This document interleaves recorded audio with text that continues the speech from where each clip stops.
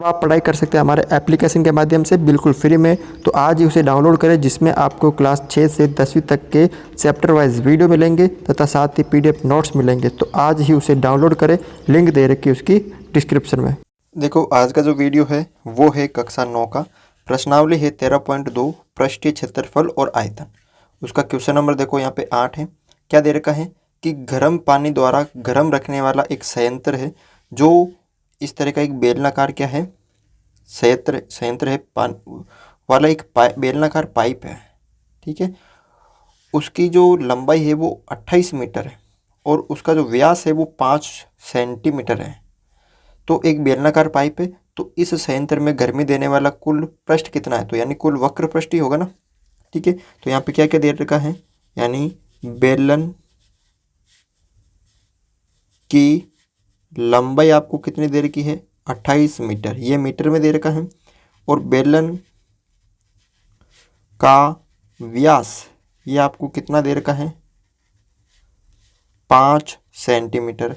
तो पहले आप इसको मीटर में बदल दो। तो 5 में जब हम अब सेंटीमीटर को मीटर में बदलने के लिए क्या करते हैं, 100 का भाग देते हैं।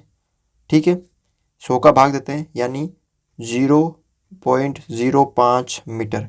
यानी बेलन का जो व्यास है वो कितना हो जाएगा, 0.05 मीटर। ये व्यास हो गया। तो उसकी त्रिज्या कितनी हो जाएगी, त्रिज्या हो जाएगी 0.05/2। अब आपको बेलन का वक्र पृष्ठ निकालना है। क्या निकालना है, गर्मी देने वाले वक्र पृष्ठ का क्षेत्रफल। क्या सूत्र होता है, 2πr/h। 2 की जगह 2, पाई की जगह 22/7, त्रिज्या है 0.05/2 इंटू h है यहाँ पे ऊंचाई जो दे रखी है वो 28। इसका हर हमने 1 मान लिया। इसको सरल कर देते, 7 चौक 28। ठीक है, 2 से ये 2 कट गए। उसके बाद यहाँ पे देखो, ये मैंने पॉइंट हटाया, पॉइंट की जगह 1 और 2 संख्या तो 2 0। तो 22 इंटू 5 इंटू 4/100 और ये सारे मीटर में, तो मीटर स्क्वायर। इसको आगे सरल कर देते हैं। 22 को 5 से गुणा किया तो 110, 110 को 4 से किया तो 440/100, 440/100। अब इसमें ये 0 से 0 कट गया, 1 0 तो 1 संख्या के बाद पॉइंट, यानी 4.4 मीटर स्क्वायर। तो इसका जो क्षेत्रफल है वो कितना आ जाएगा, 4.4 मीटर स्क्वायर।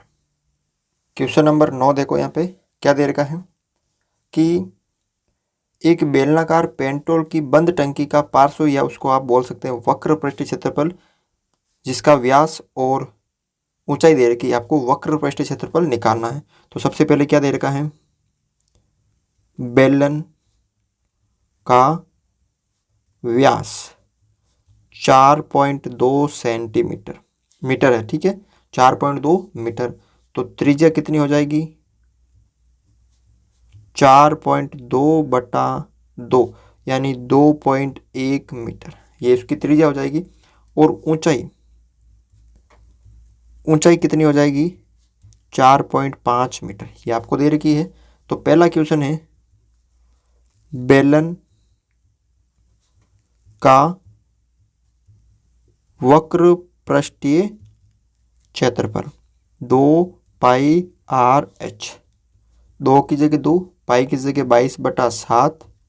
ठीक है, इंटू आर कितना दे रखा है, 2.1 इंटू ऊंचाई 4.5। अब इसको सरल कर देते हैं। पॉइंट हटाया, पॉइंट की जगह 1, 1 संख्या तो 1 0, पॉइंट हटाया, पॉइंट की जगह 1, 1 संख्या तो 1 0। अब ये 7 से काट दे इसको, ये 21 बार। ठीक है, अब यहाँ पे देखो, इसको 5 से काटा 9 बार, इसको 5 से काटा 2 बार, 2 से ये 2 कट गया। तो यहाँ पे कितना बचा, 22 इंटू 3 इंटू 9/10।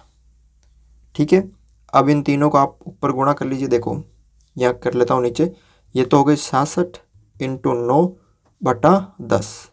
9 को गुणा किया तो 4, फिर 54 और 6 कितने हो गए, यहाँ पे आपके 9 को 54 और 6, देखो ध्यान से देखो।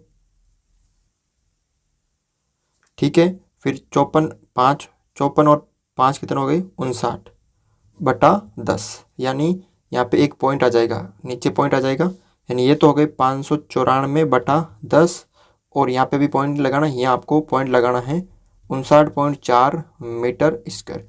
ये क्या आ गया, पहले का आंसर आ गया वक्र पृष्ठ क्षेत्रफल। अब आगे आपको क्या दे रखा है कि इस टंकी को बनाने में कुल कितना जो इस्पात है वो लगा होगा, यानी स्टील, यदि कुल इस्पात का 1/12 भाग बनाने में नष्ट हो गया। तो सबसे पहले हमें क्या करना होगा, टंकी का संपूर्ण पृष्ठ क्षेत्रफल निकालना होगा।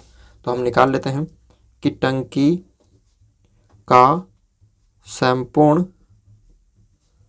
पृष्ठीय क्षेत्रफल क्या होता है, सूत्र 2πr कोष्टक में h+r, 2 की जगह 2, पाई की जगह 22/7 इंटू आर कितना है, आर आपको त्रिज्या दे रखी है ऊपर 2.1, कोष्टक के अंदर h कितना दे रखा है 4.5 प्लस 2.1, कर देते इसको सरल, पॉइंट हटाया, पॉइंट की जगह 1, 2 एक संख्या तो 1 0, तो यहाँ पे देखो 7 से कट गई ये 3 बार, तो ऊपर बचा 2 × 22 × 3/10, ठीक है। और कोष्टक के अंदर 4.5 और 2.1 कितना हो गए 4.6, कितना हो गए 4.6 हो गए, यहाँ पे 6.6 हो गए, ठीक है ना, कितना हो गए 6.6, 4 और 2 6, 6.6 हो गए, ठीक है। ये मैंने पॉइंट हटाया, पॉइंट की जगह एक संख्या तो 1 0, तो यहाँ पे टोटल कितना हो गया 22 को 2 से किया तो 44 इंटू 3 इंटू 67/10 को 10 से किया तो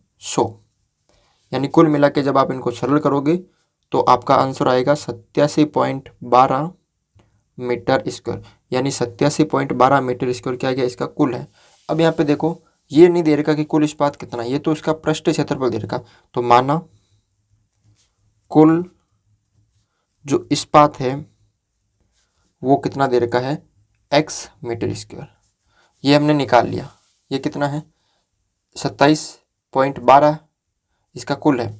अब ये दे रखा है कि मानना हमने कि कुल जो इस्पात है वो x मीटर स्क्वायर है, तो कुल का कितना भाग बनाने में नष्ट हो गया 1/12, यानी कुल था उसका x का 1/12 भाग क्या हो गया नष्ट हो गया, ठीक है।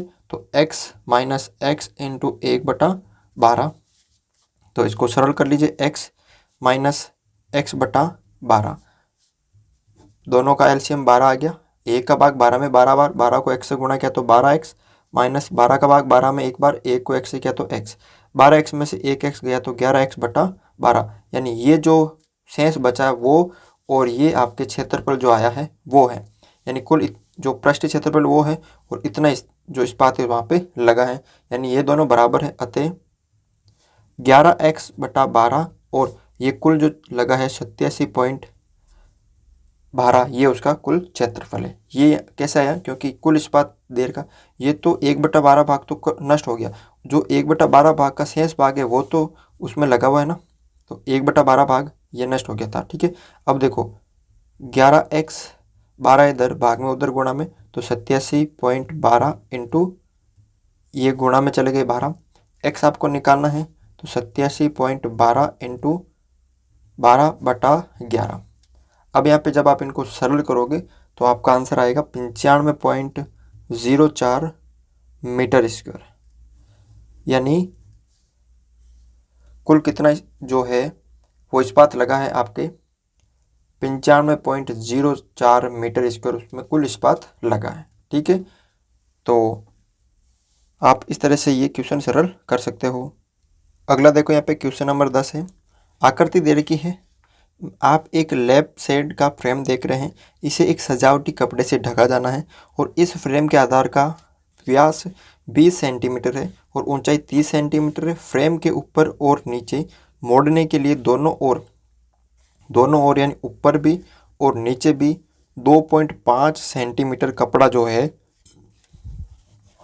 अतिरिक्त यानी ज़्यादा जो है एक्स्ट्रा छोड़ा जाना चाहिए।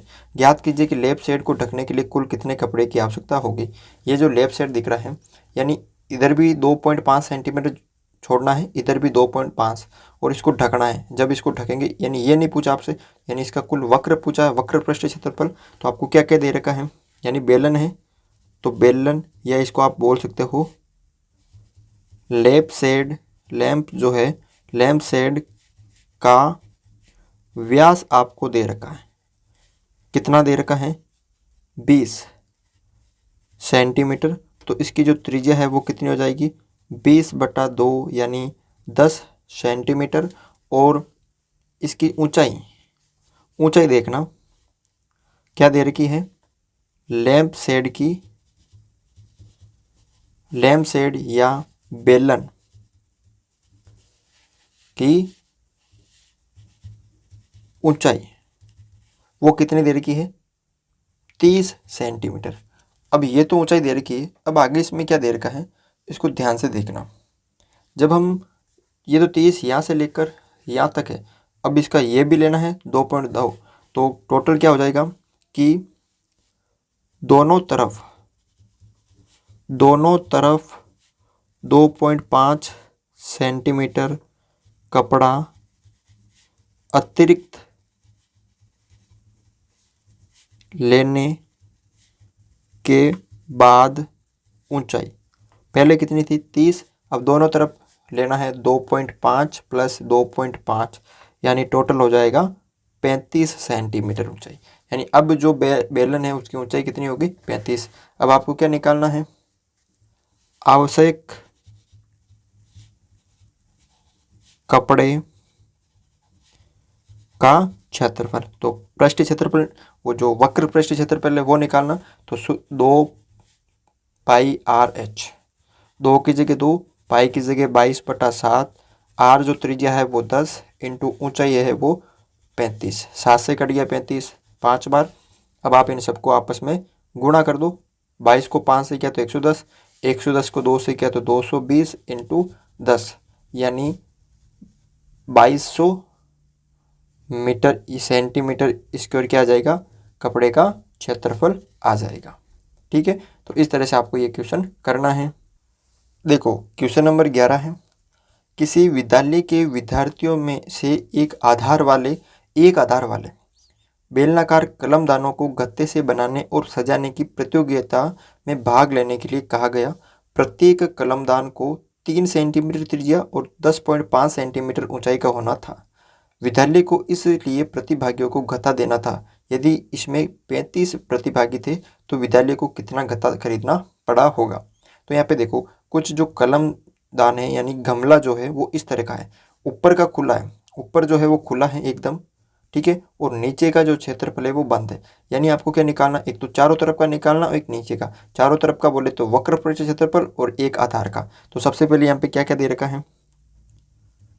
कलम दान की त्रिज्या वो दे रखी है 3 सेंटीमीटर और उसकी जो ऊंचाई दे रखी है वो है 10.5 सेंटीमीटर।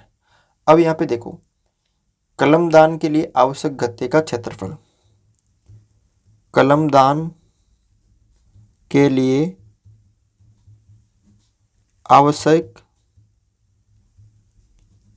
गत्ते का क्षेत्रफल। अब क्षेत्रफल कैसे निकालेंगे? एक तो 2 पाई आर एच, एक तो वक्र पृष्ठ निकालेंगे, प्लस एक ये नीचे वाला आधार कैसा है? वृत्त है, तो पाई आर स्क्वायर।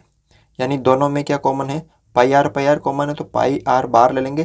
पीछे क्या बचेगा? यहाँ पे ध्यान से देखो पीछे क्या बचेगा? यहाँ पे 2h प्लस 1 आर बार आ गया तो 1 आर। यानी आपको नीचे का और वक्र पृष्ठ निकालना है। तो पाई की जगह 22/7 इंटू आर कितना है? 3, फिर कोष्टक में 2 इंटू एच कितनी है? 10.5 प्लस आर कितना है यहाँ पे? 3। करो इसको सरल। 22/7 इंटू 3 इंटू 2 को 10.5 से गुणा किया तो कितना हो गया? 21। 21 और 3 कितना हो गए? 24। ठीक है, अब क्या कर दो आप इनको, ये हो गए 67 इंटू 24/7। अब इनको जब सरल करोगे आप तो आपका जो आंसर आएगा वो आएगा 226.28 सेंटीमीटर स्क्वायर। यानी एक जो गमला है उसका जो क्षेत्रफल है वो कितना जाएगा? 226.28 सेंटीमीटर स्क्वायर। तो विद्यालय में 35 प्रतिभागी को गत्ता देना था। तो यहाँ पे क्या होगा, गत्ते का क्षेत्रफल यानी कितना गत्ता उसको खरीदना पड़ेगा विद्यालय को। तो एक गत्ते का है 226.28।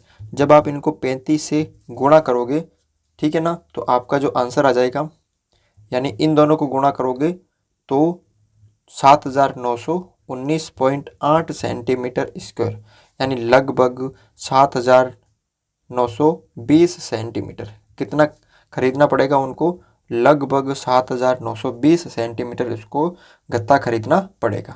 तो आज के वीडियो में बस इतना ही था। अगर आपको वीडियो अच्छा लगा तो वीडियो को लाइक ज़रूर करें, चैनल पर नए हो तो चैनल को सब्सक्राइब ज़रूर करें।